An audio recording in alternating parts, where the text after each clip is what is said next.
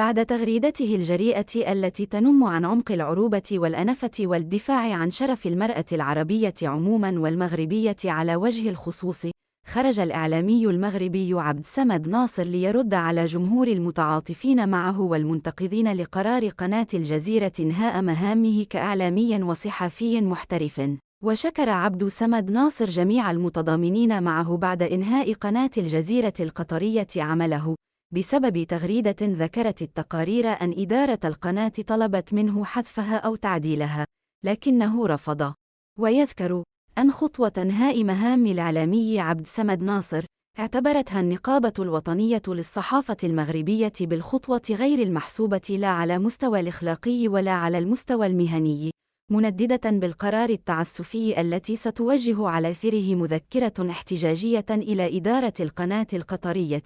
وإلى مركز حرية الصحافة التابع لها، وأنها ستخاطب الفيدرالية الدولية للصحفيين والاتحاد العام للصحفيين العرب.